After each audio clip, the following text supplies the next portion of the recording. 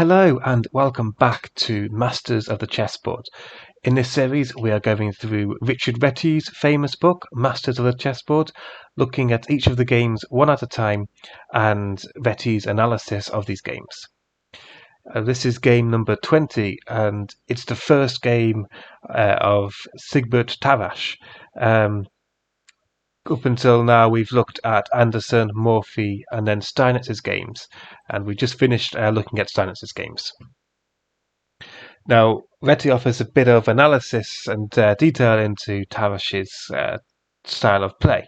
He says that Steinitz's natural ability was very likely surpassed by his rivals. There was a lot of rivals of Steinitz who had more ability than Steinitz himself.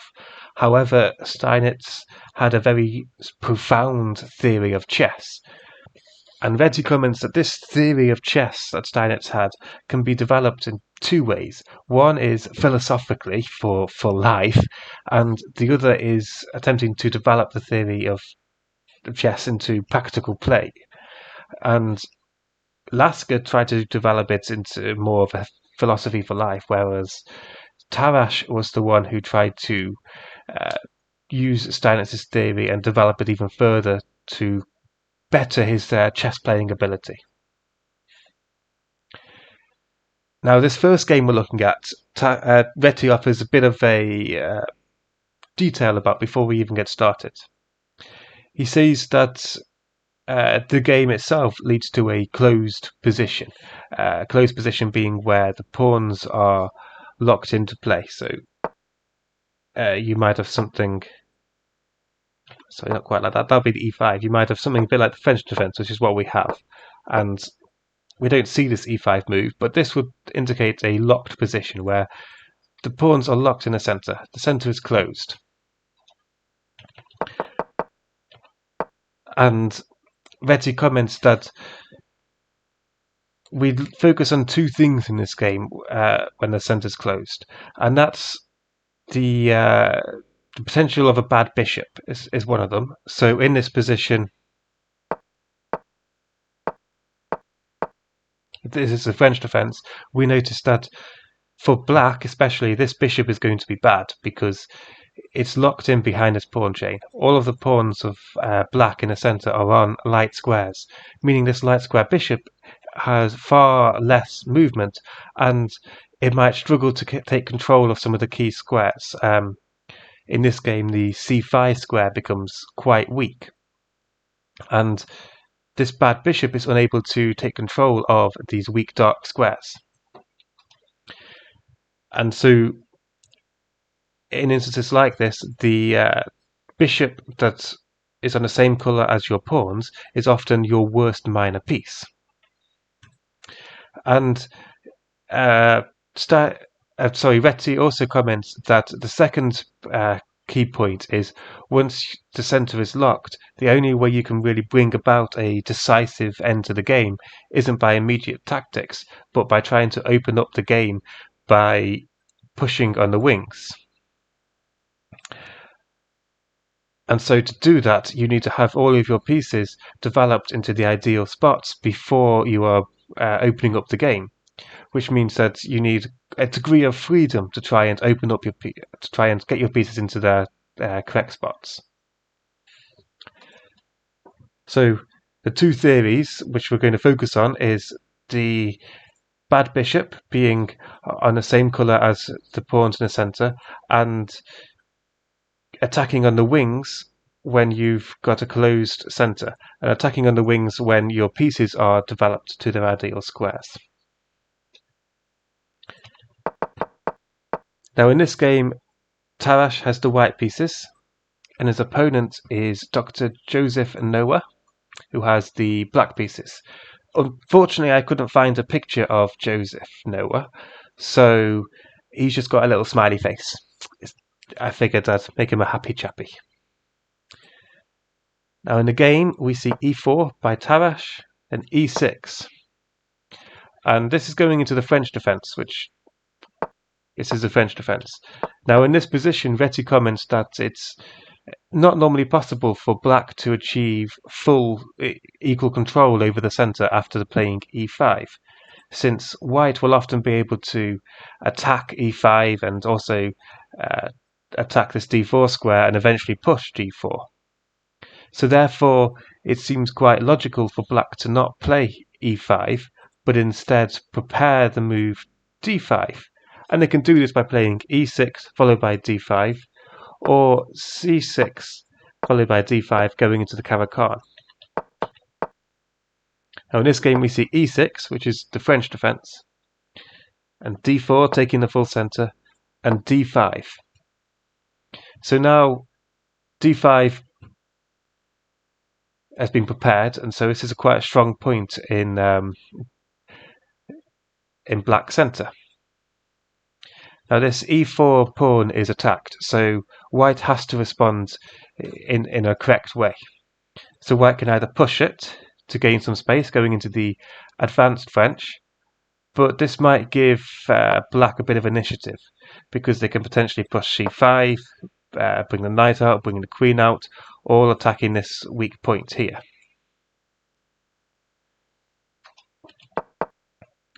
Or they can defend this pawn by playing knight to here or knight to here. Defending it this way it just creates a lot of weaknesses on this diagonal. You generally don't push f3 or the f pawn at all before your castle in a lot of openings, early openings like this. So you can defend it with one of these two knight moves, or you can exchange. Now, Reti commented that exchanging was preferred by people like Morphy, who preferred a more open game. In this instance, white the pawn structure is completely equal. It's just known to be quite a drawish position. However, there has to be something said about having an equal position where white is the one to move. And also, especially for Morphy, his opponents were known to waste quite a few tempos. So perhaps having this open position where it's your move and you're going to gain a few more tempos may well be very good for him. However, the most usual continuation is knight to c3. This is probably the most testing, and there's quite a few options here. In the game, we see knight f6, almost inviting this e5 push. White can push e5. They can play bishop b5, or they can just delay and play bishop b. So yeah, they can play this, threatening to try and pin and win, but this may not always occur because even if white was to try and counter, you can have e5, h6. So there's quite a few different options here. Now here black played knight f6. This goes into the start of the classical variation of the French defense. And in a game, Tarrasch plays e5. So obviously bishop g5 is the other main option. It's worth noting that in this position, white defends the pawn, and black develops attacking this pawn again. So white has to do something about this hanging pawn, which is why they push it or develop to pin the knight. So here the knight moves to d7, and now we have knight c to e2. And this is played to defend the d4 pawn, because very often in the French defense you'll see the black player will try and hit out at this d4 pawn with c5, the knight coming out, the queen coming out, all attacking this pawn. And ideally you want to be able to, when c takes d5, you want to try and recapture with this c pawn. So Tarrasch moves the knight to e2 to defend this pawn and to allow him to play c3.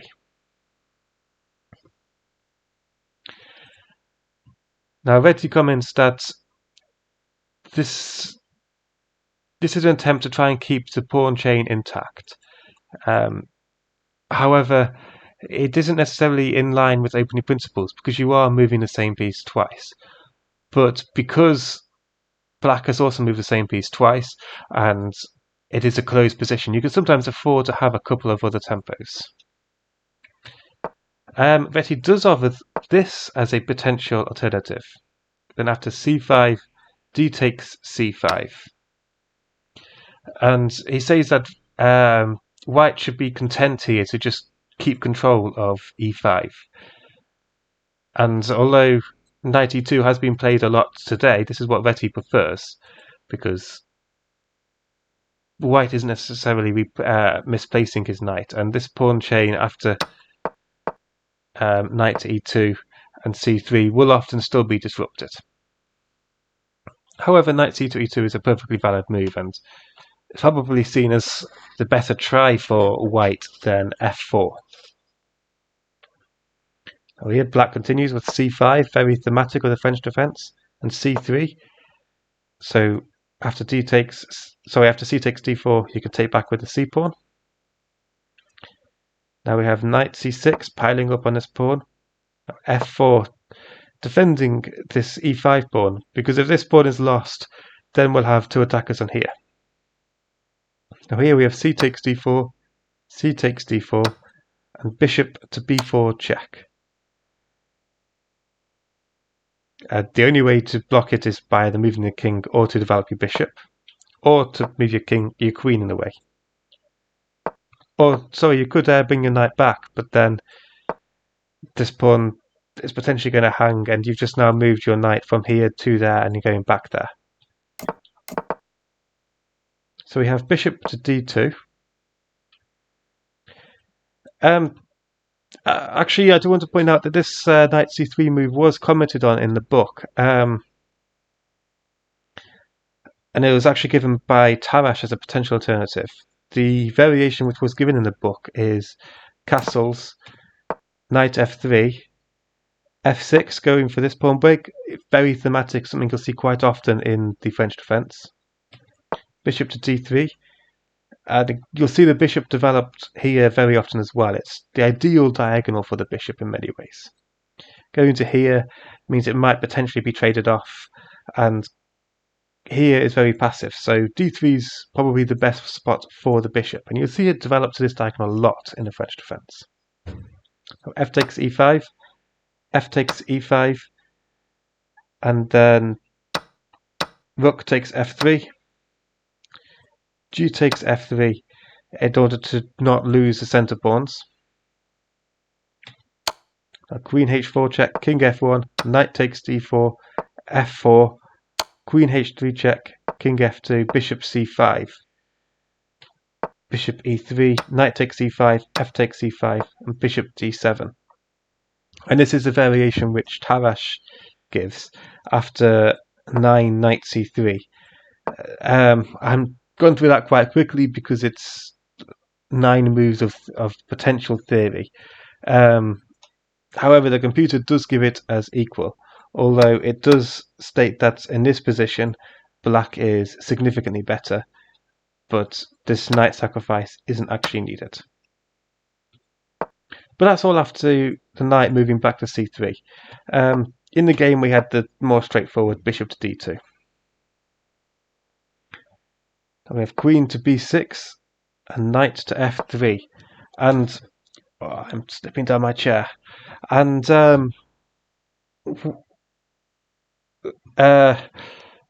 it's commented in the book that white wants to wait. He doesn't want to take this bishop straight away, because bishop takes, queen takes, probably going to have to be queen to d2, and he doesn't really want this queen trade too soon.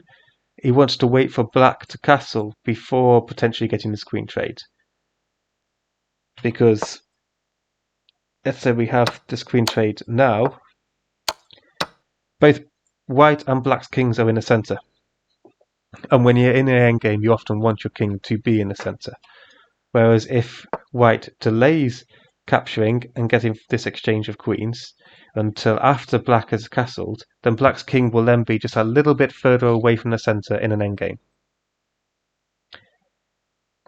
I do want to comment actually that from this move onwards, I think Reti stopped analysing this game himself, and he's instead using Tarrasch's analysis, which unfortunately isn't quite as educational as Reti's. but we'll try and make do. So knight f3, castles, and then bishop takes b4, queen takes b4, and queen to d2. So white has now got no problem going into an endgame because black's king is a little bit further away from the centre. Oh, here we see knight to b6. Black has no reason to exchange queens, so he doesn't. And now we see knight to c3, rook to d8. So the threat now is knight to c4.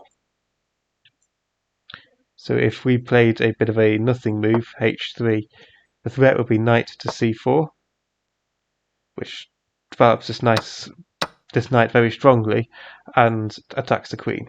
After bishop takes, d takes c4, this pawn here is very weak now and it's currently under attack. So the threat with this rook to d8 move was to play knight c4, have a very strong knight, and after it's potentially exchanged off, have a decent attack on this d4 pawn.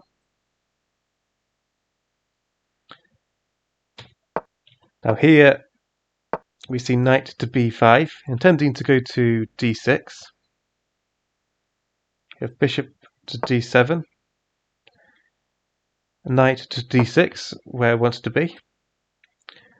And then we have rook a to b8. This knight is attacking the weak pawn, so the rook defends it.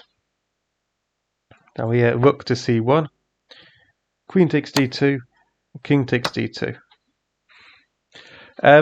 Note how, like we were discussing before, white doesn't take on b4. White wants black to take their own queen. So now in this endgame, white's king is just that little bit more centralized. It's been able to move up without loss of tempo. Here we have knight to c8, hoping to exchange off this knight. Knight to b5, a6, and knight to c3. And now it's commented in the book that black hasn't really made a huge amount of they haven't really made much of white's potential weaknesses. So white's centre is often potentially weak in the opening.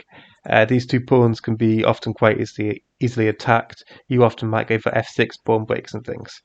But black hasn't really tried to take advantage of these potential weaknesses, and they haven't really tried to put white's centre under much pressure. So what this means is that white now has a very strong and very solid centre, and is now able to put black under a lot of pressure. So like we said at the before the game started, once the centre is closed, you need to try and attack on the wings, and to do that you have to first get your pieces into their ideal squares. And this is what we'll see Tarrasch start doing. So here we have knight to e7, bishop to d3, developing the bishop to its ideal square, rook b to c8, and b3.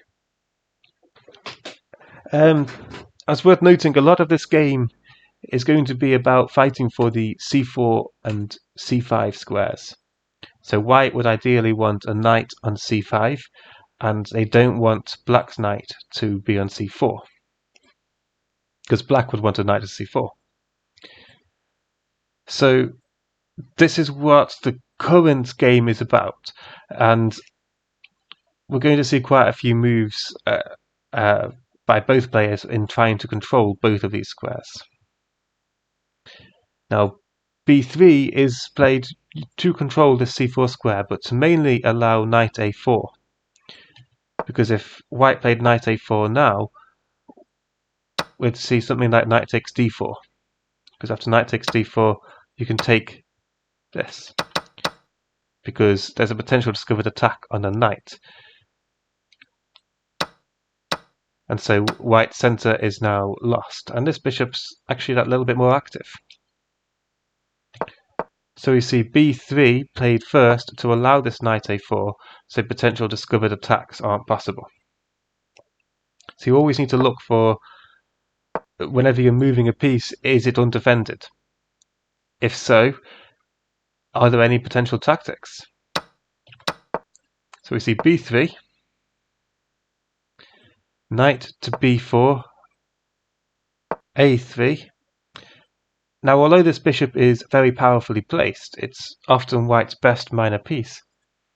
It's commented that white's willing to trade this bishop for the knight, knowing that with this trade here, white will be that little bit more able to get a knight on c5 permanently.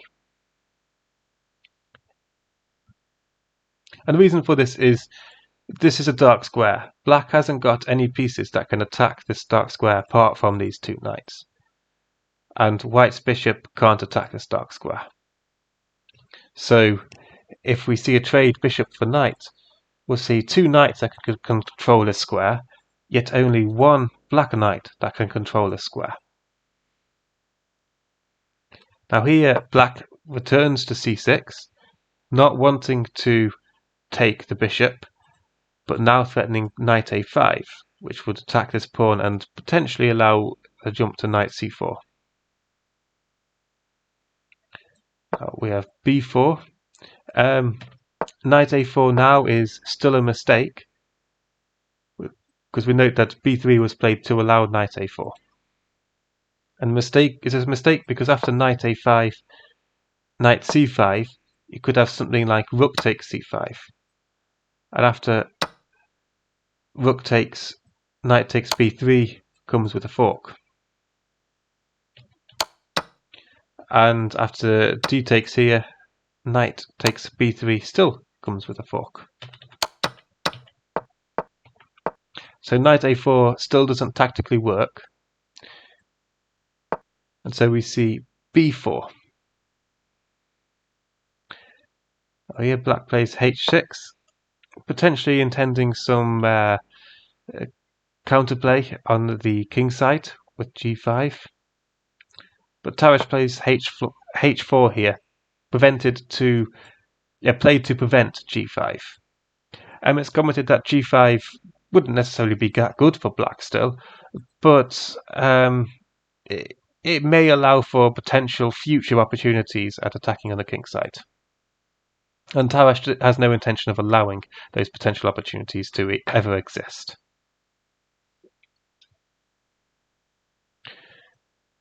Here we see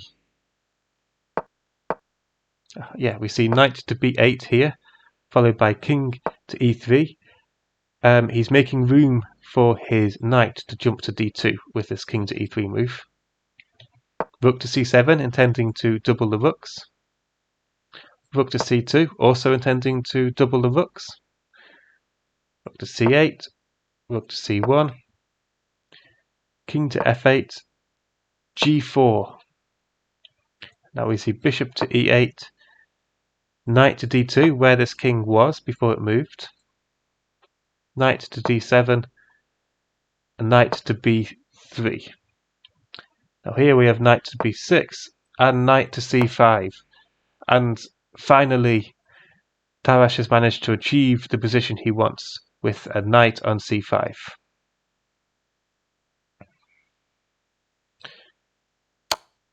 Now Noa also tries to achieve what he wanted with this knight on c4 with his check, but this isn't really that good anymore. And it is commented actually that this move knight c4 isn't that good, but any other move would allow white to start attacking on the king side. White's achieved what he wanted. He's got this knight on c5, he's got his rooks doubled up. They can very quickly come across the king side. His king is well placed in the center of the board in an endgame, so white's got what he wanted. So now he's able to start pushing on the king side. Now here we see bishop takes c4, d takes c4, and knight to e4. Sorry, this knight goes to e4. Here we have b5, intending to defend this pawn. So black has managed to get a protected passed pawn, which may be useful in an endgame. It's one of the main things about an endgame, but it doesn't really come to much. We see knight to d6 now, taking control of an even more active square. Rook to b8, and now f5. So this is starting the kingside attack, which has been prepared quite well now. So this knight here has uncoordinated these rooks. It's defending this f5 square, allowing the f5 push. We've got this knight in front of a passed pawn, the king in the centre, and both rooks are very easily able to slide across to the kingside. So Tarrasch has quite easily changed his position now, so his pieces are now almost optimally placed. The rooks perhaps could do with going across still, but if you look at how well Tarrasch's pieces are placed compared to black's, we have this bishop doing nothing, this knight is very passively placed, and the rooks are now uncoordinated. And these two knights are very active here. And that's why Tarrasch is now able to start the attack on the king side. He's prepared enough to now attack. So we see f5, bishop to d7, rook to f2, bringing his other pieces across before he properly strikes. Knight to d5 check. We have knight takes, e takes, and now g5. Now here we see h5, trying to close things up on the king side to stop any potential breakthroughs. And then Tarrasch brings his second rook into the play. We have king to g8, g6, f6, trying to close things up. And now rook to e2, bishop to c6, rook f to e1, rook to d8, and now king f4. So you see how Tarrasch, he played his rooks to a seemingly bad position at first glance, going behind the king, but now his rooks are actually placed on a file which is about to open. We have f takes e5, rook takes e5, king f8. This knight isn't hanging because of mate, because the pawn defends these two squares. So we have king to f8, stopping mate, knight to f7, rook to e8, hoping to try and get some trades, knight to g5, and now here we see rook c to e7. It's commented that this move was a mistake, but that the game was lost anyway. Rook takes e5 was given as the better move, but after d takes e5, rook e7, hoping for some more trades and to try and block the potential pawn side advance. The variation given is f6, g takes f6, e takes f6, rook takes e1, but then knight to h7. So white's down a rook, he sacrificed the rook, but this rook is sort of out of play at the moment. King to e1, f7 check, king to d7, and here you can queen. Now this queen can be taken, and we can take back with check, but after this move, black's essentially lost. You know, something like king f7, king h6, king g8, knight g6, and this is just one. You know, the knight's able to come into e7, and this king has to move, and we're going to get another queen. So in the game we saw rook to e7. That all happened after rook takes e5, d takes e5, where white's got these three pawns against this one pawn, and white's able to try and advance these pawns, trading them off, and get two queens for the price of exchanging these rooks.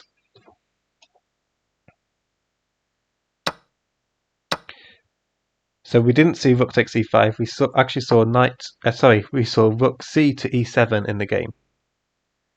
But after knight h7 check, king g8, rook takes e7, rook takes c7, rook takes e7. We're currently up a rook, and after c3, rook to f7, c2, rook to f8 is mate. So we saw Noa was trying to get some counterplay, and if he queened this pawn, it would have been with check. But Tarrasch had a mate in hand, and he may well have been able to bring this rook back down to defend any queening threats quite easily as well. So there we have it. That was game number 20 and the first game of Tarrasch. It seemed like quite a useful game, certainly. I'm afraid the annotations weren't quite as in-depth, as Tarrasch's annotations don't seem to be quite as educational as Reti's annotations. Reti seemed to want to annotate games for educational purposes to help aspiring players get better, like myself, whereas Tarrasch unfortunately seemed to want to annotate games for perhaps stronger players and to perhaps sort of show off his ability and further his own theories of chess. However, that was game 20, and it was certainly a very good start, and was quite I personally found it quite an informative game in terms of how you can attack on one of the wings once you have put your pieces very well. Once you have placed your pieces on the correct squares, and when the centre is closed, and also the treatment of the bad bishop. We didn't really see many comments about this bad bishop, but actually it makes sense. What did this bishop do? It didn't do anything the entire game, whereas this knight was very active during the entire game and resulted in creating a mating net. And this bishop may as well have just been an overpowered pawn. So, although we didn't see many comments on this bishop, I think it was still quite an educational game, especially in terms of Tarrasch's ability to place his pieces on the most active squares with his rooks on the open file, or the file that's about to open, his knights going to outposts. So, yeah, so that was game 20. I hope you liked it, and if you did like it, please like, comment, and subscribe, and I will hope to see you next time. Thank you for watching.